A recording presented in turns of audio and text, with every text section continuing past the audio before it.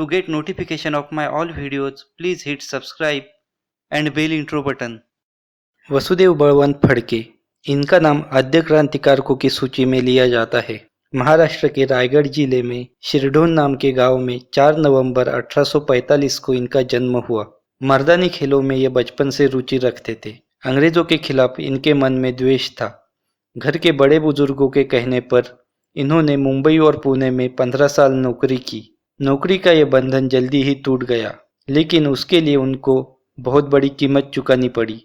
1869 को जब वसुदेव नौकरी कर रहे थे, तब मां बीमार होने का खत उन्हें मिला। उन्होंने तुरंत अपने वरिष्ठ अंग्रेज अधिकारी से घर जाने की अनुमति मांग ली, लेकिन अंग्रेजों ने उनको अनुमति देने में देर कर दी। जब वो घर पहुंचे, तब उनकी मां का निधन हो चुका था। पहले से ही वो अंग्रेजों से नफरत करते थे। इस घटना के बाद वसुदेव के मन में अंग्रेजों के खिलाफ द्वेषाग्नि पैदा हुआ। बदले की भावना मन में लेकर वो वापस पुणे आ गए और अंग्रेजों के खिलाफ सशस्त्र क्रांति की तैयारी उन्होंने शुरू की। लेकिन सशस्त्र क्रांति करना इतना आसान काम नहीं था। छोटी सी गलती की कीमत भी सजाए मौत थी। जिन अंग्रेजों ने 1857 की क्रांति नाकाम की थी, उन्हीं के खिलाफ वसुदेव अकेले लड़ने की सोच रहे थे। नफरत की आग में वसुदेव पूरी तरह जल गए थे। उन्होंने शस्त्र इकट्ठे किए। जिन लोगों के मन में अंग्रेजों के खिलाफ घृणा थी, ऐसे गिने चुने साथियों के साथ उन्होंने अंग्रेजों के खिलाफ सशस्त्र क्रांति की। 1879 शुरू हुआ और अंग्रेज सरकार को वसुदेव की क्रांति के झटके लगने शुरू हो गए। लोगों को अंग्रेजों के खिलाफ भड़काकर और उन्हें देश प्रेम की शिक्षा देकर वसुदेव ने अंग्रेज और उनके धनवान साथीदारों को लूटना शुरू किया। लूट के धन से वो नए शस्त्र खरीदकर अपने पथक को और मजबूत बनाते थे। इस लूटमार से अंग्रेज परेशान हो गए।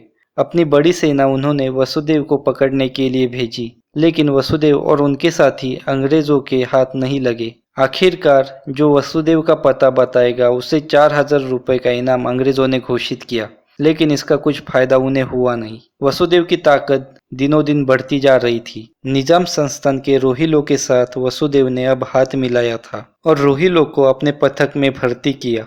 मछुआरों के साथ भी उन्होंने एक करार किया और उनको अपने साथ लिया। बहुत सारे लोगों को इकट्ठा कर उन्होंने अंग्रेजों के खिलाफ सशस्त्र आक्रमण करने की योजना बनाई।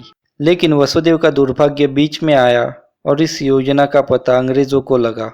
इस वजह से आगे की सारी योजना चौपट हो गई। अंग्रेजों ने छापा मारकर जो रोहिले वसुदेव के साथ थे, उन्हें पकड़ लिया। पूछताछ में उन्होंने आक्रमण की योजना अंग्रेजों को बता दी, लेकिन वसुदेव अभी भी अंग्रेजों के हाथ नहीं लगे थे। वो भागकर कलगड़ी जिले में जा पहुंचे।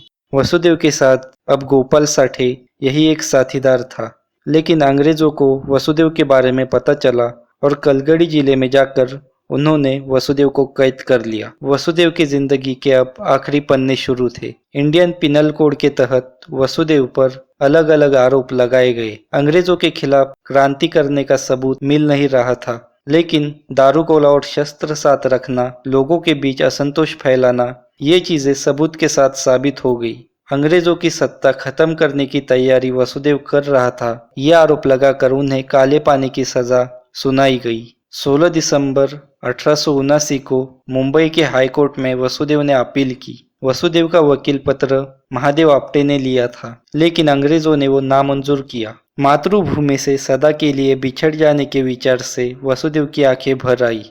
मातृभूमि को आखिर का नमन कर वो काले पानी की सजा भुगतने के लिए रेलगाड़ी में बैठ गए। उनका दर्शन लेने पुणे स्टेशन पर भारी भीड़ खड़ी थी। एक यूरोपियन युवती ने भी उनको फूल देकर उनके प्रति सम्मान दिखाया। कुछ दिनों के लिए येरवड़ा कारागृह में रखकर अंग्रेजों ने उनको काले पानी की सजा भुगतने के लिए एडन भेज दिया। एडन कारागृह में कुछ दिन ऐसे ही चले गए। 13 अक्टूबर 1880 को सुबह वासुदेव ने जेल के दरवाजे जमीन से उखाड़ दिए। उन्हीं दरवाजों की मदद से उन्होंने कारागृह की दीवार लांघ दी। सोए हुए सैनिक और अधिकारियों को इस पलायन के बारे में कुछ भी पता नहीं चला। थोड़ी देर बाद जब उन्हें पलायन के बारे में पता चला तब उन्होंने एक दूसरे को दोष देना शुरू किया, लेकिन अब समय गंवाने से कुछ हासिल नहीं होने वाला था। जल्दी करके उन्होंने अपने सैनिक वसुदेव के पीछे छोड़ दिए और पता बताने वाले को 2000 रुपए का इनाम जाहिर किया। पैसों की लालच से अरब और सोमाली लोग वसुदेव को ढूंढने लगे। आखिर 4 अरबों ने वसुदेव को ढूंढकर फिर से अंग्रेजों के हवाले कर दिया। भागने का एक और जुर्म वसुदेव पर लगाया गया। वसुदेव बलवंत फड़के की जीने की चाहत अब खत्म हो चुकी थी। उन्होंने कारागृह में खाने पीने का त्याग कर दिया। दिनों दिन उनकी सेहत खराब होने लगी। 17 फरवरी 1883 को उन्होंने एडन कारागृह में आखिरी सांस ली। निधन के समय उनकी उम्र सिर्फ 38 साल थी। वसुदेव बलवंत फड़के का निधन हुआ और अगले ही 3 महीने में पंचवटी परिसर में स्वतंत्र वीर सावरकर का जन्म हुआ। स्वतंत्र वीर सावरकर ने क्रांति सूर्य का अस्त होने नहीं दिया और न ही वसुदेव बलवंत फड़के का बलिदान जाया किया।